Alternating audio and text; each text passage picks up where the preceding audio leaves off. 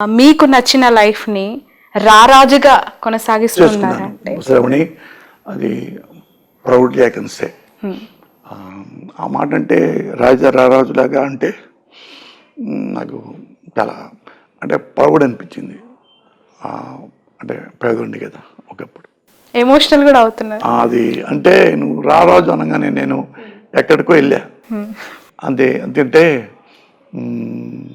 నాకు అన్నీ అనుకునేలా జరిగినాయి శ్రావణి. నాకు నచ్చిన భార్య, నాకు నచ్చే విధంగా ఉండే భార్య కాదు, మీకు నచ్చినట్టు, నాకు నచ్చినట్టు ఉండే భార్య కాదు, నాకు నచ్చే భార్య. అలాంటి నా పిల్లలు అంటే ఏవి ఇంతవరకు నాకు దిగులు లేదు. ఎప్పుడు దిగులు కానీ, భయం కానీ, బాధ కానీ, ఇన్సెక్యూరిటీ కానీ అస్సలు లేదు. అది మా అమ్మ వలన వచ్చింది. అది మా అమ్మ ఫోటో బాగా వేయండి, మా నాన్న ఫోటో ఇద్దరు చూపించండి, మా అమ్మ మా నాన్న కూడా. తప్పకుండా అది మా అమ్మ వలన వచ్చింది. అసలు నాకు ఇంక జీవితంలో ఆశలేం లేవు శ్రావణి.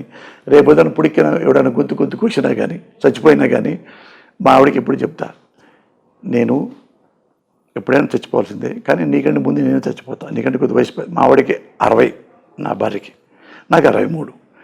అది ఇన్ కేసు ఏమన్నా చనిపోయానుకో, సినిమా ఇండస్ట్రీకి ఎవరికి నా డెడ్ బాడీని చూపించమాకన్నా. నా వలన ఎవరి కన్నీళ్ళు పెట్టి అయ్యో సింపతి, నా చచ్చిపోతే డెడ్ బాడీ మీద సింపతి ఇప్పుడు చూపించకూడదు ఎవరు. నువ్వు కూడా ఏడవద్దు, పిల్లలు ఏడవద్దు. ఎందుకు ఇండస్ట్రీకి డెడ్ బాడీ చూపించొద్దు? నాకు ఇష్టం లేదు. ఎందుకలా అంటే ఎలా బతికిన పోసానికి ఇష్టం పడలే. నా శవాన్ని చూడటం ఎవరు చూడటం, నా కుటుంబమే చూడాలి, నా భార్య, నా బిడ్డ. నేను చెప్పాను, నువ్వు ఏడవద్దు,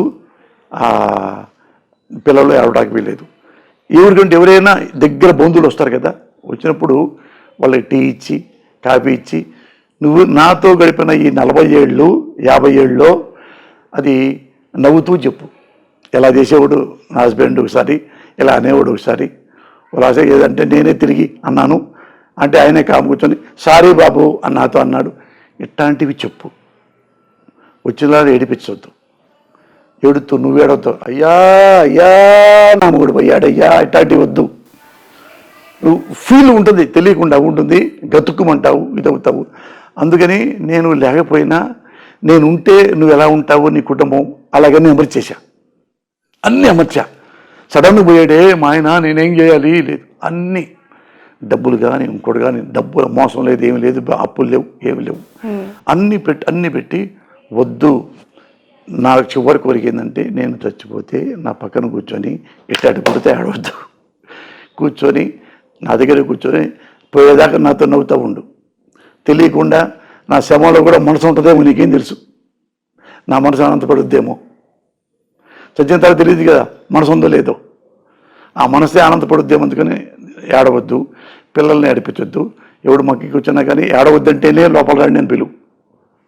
ఏడవ్వం అంటే కూర్చోబెట్టి నా ట్రావెలింగ్ వాళ్ళ తెలియని ఉంటాయి కదా, అవి చెబుతూ ఉండు. ఆవిడే అయిపోయింది, ఆడకెళ్ళిపోయింది. తర్వాత ఫోటోలు ఇట్టు మనవి ఉన్నాయి కదా, మన బెడ్రూమ్లో నా ఫోటో నీ ఫోటో పెట్టుకో, ఇప్పుడు పెట్టద్దు. అంటే మీరు చెప్తున్నవి మాట్లాడుతుంటేనే నాకు ఏడుపు వస్తుంది, కన్నీళ్ళు వస్తున్నాయి. కుటుంబానికి సాధ్యమా? మావిడి ప్రిపేర్ చేసి మావిడికే ఇంత డబ్బులు తన పేరు పెట్టేశా, ఆస్తులు. ఒకసారి పిల్లలు కొంతమంది ఎట్టుంటో తెలియదు, ఎడిపోతారో, ఫారిన్ పోవచ్చు, కొడుకుడు పోవచ్చు. నీకు 50 crores, నెలకి నువ్వు 8-9 లక్షలు నెట్ నీకు వస్తుంది నెలకి, ఏమి చేయకపోయినా. అందుకో అన్నీ చెప్పా, అన్నీ నువ్వు మంచి వంట అమ్మాయిని పెట్టుకో, ఇల్లు ఉడ్చే అమ్మాయిని పెట్టుకో, బట్టలు ఉడ్చే అమ్మాయి పెట్టుకో, మంచి డ్రైవర్ని పెట్టుకో, 3 ఇంట్లో పెట్టుకో, ఆడపిల్లల్ని పని చేసుకునేవాళ్ళని. సపోజ్ నువ్వు హాస్పిటల్కి వెళ్ళాలి, వాళ్ళతో కారు ఎక్కువ, హాస్పిటల్కి వెళ్ళి వచ్చేయి. వాళ్ళతో గుడికి వెళ్ళాలి, వాళ్ళని తీసుకెళ్ళిపో. నువ్వు ఏడన్నా సపోజ్ తిరుపతి వెళ్ళాలి, దగ్గర ఉండే పని అమ్మాయిని తీసుకెళ్ళు, ఇద్దరిని, వాళ్ళు కూడా ఇంట్లో ఫ్లైట్లో తీసుకెళ్ళు, అక్కడ పెట్టు, నీ రూమ్లో పడుకోబెట్టుకో, వాళ్ళ బిడ్డలాగాక అట్లా ట్రావెల్ చేయి.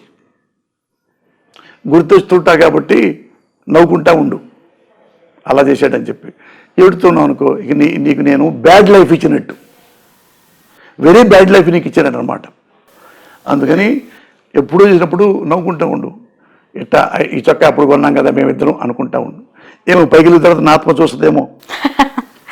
అంటే యాక్సిడెంటల్ గా చావు అనేది ఎవరు ముందు ఊహించలేరు, కానీ ఇలా ఈ స్థాయిలో ప్రిపేర్ చేయడం అనేది ఏంటి? అన్ని చెప్పా. చావుకు సంబంధించి అలాగే ఎందుకు నా భార్యని ఆ కార్యక్రమాలకు సంబంధించి మీ క్రిమేషన్ కి సంబంధించి ముందుగానే డిసైడ్ చేయించి మెంటల్ గా ప్రిపేర్ చేయించి తీసుకొని మాట్లాడాల్సిన సందర్భాలు ఎందుకు వచ్చాయి అంటారు? అంటే ఆ అవసరాలు ఎందుకు వచ్చాయి? అంటే ఎప్పుడైనా ఎవడైనా చావాల్సిందే. ది రామానాయుడు కూడా చంపాడుగా, లెజెండరీ.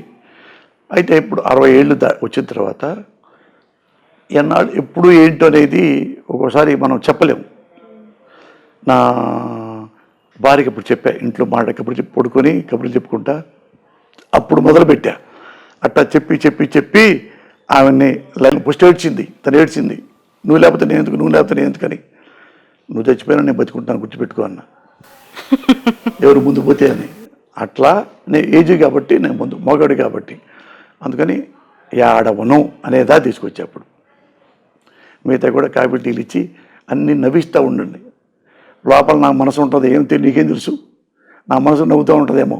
అంటే ఒక మరణం అనేది సంభవించినప్పుడు పరామర్శకి వస్తూ ఉంటారు. చివరి చూపు అనేది చాలా ఇంపార్టెంట్. ఎక్కడెక్కడో ఉన్న అమెరికా, ఆస్ట్రేలియా నుంచి కుటుంబ సభ్యులు చూడాలనుకున్న వాళ్ళు అవసరమైతే ఓ 2 రోజులు ఫ్రీజర్లో పెడుతున్న పరిస్థితులు కూడా ఇప్పుడు తప్పట్లేదు, అనివార్యం అయిపోయాయి. అలాంటి పరిస్థితుల్లో పోసాని గారి డెడ్ బాడీని ఇండస్ట్రీకి చూపించొద్దు అంటే ఆగిపోతారా మీ అభిమానులు? నేనే గట్టిగా చెప్పా, మీతో పనిచేసిన వాళ్ళు రాకుండా అసలు వద్దని చెప్పా. థ్యాంక్ యూ, బయట కూర్చోండి, కావాలంటే భోజనం తర్వాత భోజనం చేసుకుని తప్ప నా బాడీ, నా భార్య, నా రక్త సంబంధీకులు, నా కొడుకులే చూడాలి. ఎందుకంటే ఎవరన్నా సానుభూతి, అయ్యో పాపం చచ్చిపోయాడు రా అదే ఇట్లాంటివి నేను వింటే చూస్తాను, నాకు కోపం వస్తుంటుంది. అది నాకు నేను చనిపోయిన తర్వాత ఇట్టని అనుకో, మావిడికి ఇంకా భయం వేస్తుంది, నా పిల్లకి ఇంకా భయం వేస్తుంది, ఏడుస్తూ ఉంటే అంత ఇన్సెక్యూరిటీ వచ్చింది. అమ్మో ఇంతమంది ఎడుతున్నారంటే నేను పోతే తర్వాత నేను ఏమైపోతాను. అన్నీ నెలకి మా ఆవిడకి 10 లక్షలు వస్తాయి, 9-10 లక్షలు మా ఆవిడకి, పిల్లలు కాకుండా పిల్లలకి వేరే వస్తాయి. అట్ట సెట్ చేసి పెట్టా అన్నప్పుడు నువ్వు బెంచి కారు కొనుక్కో, ఎక్సలెంట్గా కొనుక్కో, ఇది ఇల్లు, ఇది ఇప్పుడే 10 కోట్లు ఒకటే, వేరే అన్ని పిల్లకి ఇచ్చేసాం. నువ్వు అందుకని ఏడవద్దు. ఏడితే ఏమో చెప్తావు, ఎన్ని డబ్బులు చేసిపోయాడు, ఎప్పుడు ఎన్నాళ్ళు ఏడిపించాడు ఈ ముండా కొడుకు అంటారే, నవ్వుతుంటే సంతోషపడతాడు. అందుకని నువ్వు వచ్చినప్పుడే అన్ని కబుర్లు చెప్పు, మా అక్కలతో కానీ, మా చెల్లెళ్ళతో కానీ, మా బామర్దులతో. ఎంతమంది అండి సిస్టర్స్ మీకు? ఒక అక్క, ఒక చెల్లి, ఒక తమ్ముడు, నేను. వాళ్ళు ఎవరు వచ్చినా కానీ ఇలా చేసేవాడు పెద్దన్న, ఎలా చేసేవాడు మీ తమ్ముడు, మీ అన్నయ్య, ఎట్లా అని అట్లా. నీ పక్కన కొడుకు, వాడు కూడా కొడుకు నవ్వుతా మాడాలి నా డబ్బాడికి. అప్పుడు వెళ్తే నేను నిజంగా హ్యాపీగా పైకి వెళ్తా. నువ్వు ఎడుతుంటే నేను ఎడుతూ పైకి వెళ్తాను, నీ ఇష్టం, ఆలోచించుకున్నా. చాలా తర్వాత అదిగో సరేలే ఏడవలే అట్లా అన్నీ మావిడికి అన్నీ మా ఇద్దరు అట్లానే ఉంటాం. ఆమె ఇప్పుడు ఆడ మనిషి ఎలా ఉంటుంది, ఆ మెంటాలిటీ ఎలా ఉంటుంది ఎవరిదైనా కానీ మనిషిలో, మగవాడు చెడిపోవడానికి, మగవాడు ఇంకా బుద్ధిగా ఉండటానికి భార్య, అదే కారణం. ముఖ్యంగా భార్య ఎప్పుడు అట్రాక్షన్గా ఉండదు, ఎఫెక్షన్గా ఉంటుంది. అట్రాక్షను బయట ఆడలో ఉంటుంది. ఎప్పుడు మెడలో తాళి కట్టాము అట్రాక్షన్ అవుదిక, ఎఫెక్షనే. ఎప్పుడు నా భార్య నేను ఎఫెక్షన్తో ఉంటాం. అట్రాక్షన్ అనుకో బ్రేక్ అయిపోద్ది, ఎఫెక్షన్ బ్రేక్ అవ్వదు ఎప్పుడు. అందుకని ఎఫెక్షనేట్ కానీ 32 ఏళ్ళ నుంచి, అలాగే 30 ఏళ్ళ నుంచి ఆ ట్రావెల్ అయ్యాం. అందుకని అన్న ఏడవద్దు అని. అట్లా మేము అట్లా అది. అందుకని బయట కూడా నేను చాలాసార్లు అట్రాక్ట్ అయ్యా. అట్రాక్ట్ అయితే ఇట్లా మనం వీళ్ళతో ఇల్లీగల్ కాంటాక్ట్ పెట్టుకున్నాం అనుకో, దొంగచాటుగా, రేపు మావిడి తెలిసింది అనుకో, అదే పని మావిడి చేస్తే, నువ్వు ప్రిపేర్ అయితే ఓకే, వాళ్ళు ఎవడెట్టపోతే నాకెందుకు, రోజు ఒక అమ్మాయి అనుకున్నావు అనుకో, నీకు మొగతనం ఎలా ఉంటుందో ఆడదానికి ఆడతనం అలాగే ఉంటుంది. You should not forget that. తాళిపుట్టి కట్టకూడదు అప్పుడు. నీ మెంటాలిటీ రోజుకు ఒక అమ్మాయి. నేను అట్రాక్ట్ అవుతా. ఎంతవరకు అయ్యానంటే నా కుటుంబం నాశనం కానంతవరకు, నా జీవితం నాశనం కానంతవరకు, నా భవిష్యత్తు నేను మాడతా, షేక్ అండ్ ఇస్తా, హక్ చేసుకుంటాం. సినిమా ఇండస్ట్రీలో ఉండేది కాబట్టి. కానీ ఎంతవరకు వెళ్ళి 99% 100% అమ్మో అట్లా ఉండాలి అంటే నేను, ఎందుకంటే వామ్మో నేను ఎలా తిరిగితే ఇంటూ ఆడాళ్ళు తిరుగుతారా అని లెక్క కాదు. మన్ని మనస వాచ అన్నీ నమ్మేసింది. ఒక ఫ్రెండ్ లాగా, మొగుళ్ళ కాదు. డబ్బులు తీసుకో, అన్నం ఉండు, ఈరోజు పప్పుచారు ఉండు, ఈరోజు వంకాయ కూర ఉండు, అది కాదు. నేనే ఏం పెడుతున్నారు ఈరోజు, మీరు ఏం తినిపిస్తున్నారు, అట్ట ట్రావెల్ అయ్యాం మేము. అందుకని తప్పులు 99% పక్కన పెట్టేసా. ఓకే, అది దీని వెనక ఇంత కథ ఉందంటారు. తెలిసినాయా మేడంకి మీ రిలేషన్స్కి సంబంధించి? రిలేషన్స్ అయితే ఈ వెదవపల్లి నేను చేయలే. ఓకే, వెదవపల్లి నేను చేయలే. అంటే సినీ ఇండస్ట్రీలో అవి కామన్ అని మాట్లాడుతూ ఉంటారు. అఫెక్షనేట్గా సరదాగా ఉండేవి తప్ప, అంతేగాని ఇల్లీగల్ కాంటాక్ట్లు పెట్టుకొని అక్కడ ఒక అమ్మాయిని పెట్టి ఒక అమ్మాయిని పెట్టి అవి లేవు. ఓకే, అవి సరదాగా ఎంతవరకు మాడతానంటే నాశనం కానంతవరకు. అంటే ఒక అమ్మాయితో సెక్స్ కాంటాక్ట్ అయితే నాశనం అయిపోయినట్టే. ఇది ఈ పాయింట్ ఆఫ్ వ్యూలో అయితే. మామూలుగా అయితే జనరల్గా శాస్త్ర ప్రకారంగా అయితే ఆడదానికి ఆకర్షించకుండా ఉంటుంది, మగాడికి చెల్లించకుండా ఉంటుంది. మగాడు ఎప్పుడు చెల్లిస్తుంటాడు కాబట్టి తప్పు కాదు, అది నేచర్ అని సమర్థించుకున్నాం అనుకో. ఆడది అదే సమర్థించకూడదు. ఆడదానికి ఆకర్షించకుండా ఉంటుందండి. వాడు ఆకర్షించాడు, నన్ను ఏం చేయమంటారు?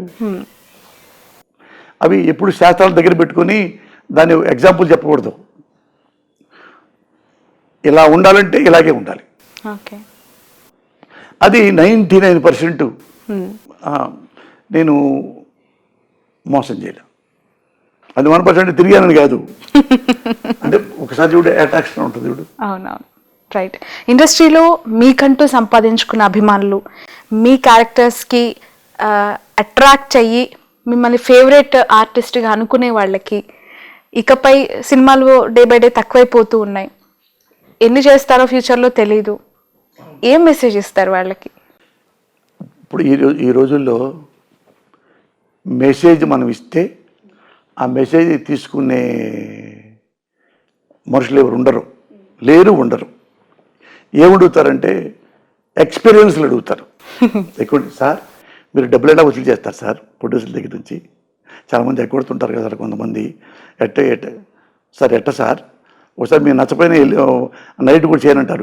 చేయకపోతే మరి సినిమాలు తీసేస్తారు కదా సార్. ఇలాంటి అనుభవాలు అడుగుతారు. అవి చెప్తాను నేను. అంటే మనం టైంకి వచ్చి టైంకి వెళ్తే మన జోలికి రారు. నువ్వు 9 రమ్మంటే 8:30 రావాలి, కానీ నువ్వు 10 వచ్చావనుకో వాడి 1:30 పోయింది కదా ఆ ప్రొడ్యూసర్కి. నువ్వు మరి నైట్ 7:30 దాకా చేయి మరి. ఓకే, మరి అట్లా యూ హ్యావ్ టు పే. అందుకు ముందే చెప్పుకోవాలి సార్, నేను కరెక్ట్గా 9 అంటే 8:30కి వస్తా, 6:30కి వెళ్ళిపోతా. ఆ ప్రొడ్యూసర్ హ్యాపీ ఫీల్ అవుతాడు. ఇప్పుడు అదే పోసాను టైంకి వస్తే టైంకి వెళ్తాడు రా, ఎందుకు వాళ్ళు లేట్కి వస్తున్నాడు అంటారు. అది అంతే తప్ప ఇలా ఉండాలి నేను ఎప్పుడు చెప్పను. చాలా చాలా చాలా టైం, లాట్ ఆఫ్ థింగ్స్ ఇక్కడ డిస్కషన్ జరిగింది. మీ లైఫ్ని ఒక్కసారి ఇలా మీ జీవితాన్ని అంతా మా కెమెరాస్ ముందు కళ్ళకు కట్టినట్టు చూపించారు. ఓ మై గాడ్, ఎన్ని ఎక్స్పీరియన్సెస్. నేల టికెట్ నుంచి మీరు అనుకున్న ప్రపంచంలో రారాజుగా. What a journey. ఇలానే నవ్వుతూ చూపించిన వాళ్ళందరికీ కోపం చూపిస్తూ అట్లా అన్నెసరికి ఎవరు శ్రావణి, నేను ఎప్పుడు నేను చూపించుకోవడానికి ఎప్పుడు నేను తాపత్రయపడను. అదే నేను ఎవ్వరు నన్ను నేనంటే ఊరుకోను. ఎవ్వరు అన్యాయంగా అస్సలు నా జీవితంలో అన్యాయంగా ఒక్కను కూడా నేను తోలనాళ్ళ. ఓకే, ఎప్పుడు తోలనాళ్ళ. ఇలా తోడనాడేవాడిని అయితే, ఇట్లా క్యారెక్టర్ లేనివాడిని అయితే 37 ఏళ్ళ పాటు ఇండస్ట్రీలో ఉండను.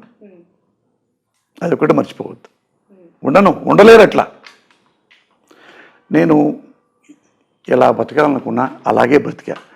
అదొక్కటే నా అదృష్టం. దేవుడిచ్చింది, మా అమ్మ ఇచ్చింది కానీ, నా కుటుంబ సభ్యులు ఇచ్చింది కానీ, నా కుటుంబం నా భార్య కూడా ఇలాంటి భార్య నాకు దొరకపోతే ఇట్లా ఉండేవాడిని కదేమో, మేబీ ఉండేవాడిని కాదేమో అట్లా. అందుకని అంటారే సగం సగం అని, నీలో సగం నాలో సగం, మీ ఇద్దరు 2 సగాలే. ఓకే, దానికి నిర్వచనం మీ ఇద్దరే అనమాట. అంటే అర్ధనారీశ్వరమే. Okay, thank you so much Posani Krishna Murali గారు.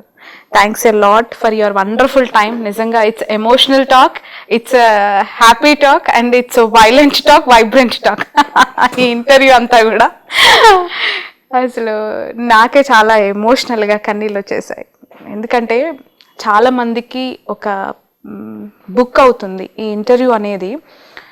పొలిటికల్ లీడర్స్ కూడా ఎలాంటి టైంలో విమర్శించాలి, ఎవరిని ఎలా విమర్శించాలి, ఎంతవరకు విమర్శించాలి అని చెప్తూనే మీకు అనుకుంటున్న ప్రపంచంలో అద్భుతంగా మీరు ఎలా ఉండగలిగారు అనేది చూపించారు ఈరోజు మాకు. Thank you. మీరు ఎలా అడిగారో నాకే తెలియదు, ఎలా చెప్పారో నాకే తెలియదు. అంటే అటు ఎందుకు అనుకోవాలంటే ఏమనుకోవాలంటే నేను అంటే పర్ఫెక్ట్ జర్నలిస్ట్ అనుకోవాలి. Thank you so much. Wish you all the best. Thank you. So ఇది పోసాని కృష్ణమురళి గారితో ఇంటర్వ్యూ. చాలా చాలా అంశాలు ఇందులో మాట్లాడారు. తన జర్నీ, తన సినిమా ఇండస్ట్రీ, పొలిటికల్ ట్రావెల్ గురించి అన్నీ కూడా ఈ ఇంటర్వ్యూలో ఎక్స్ప్లెయిన్ చేశారు. That's all for now. చూస్తూనే ఉండండి క్యూబ్ టీవీ.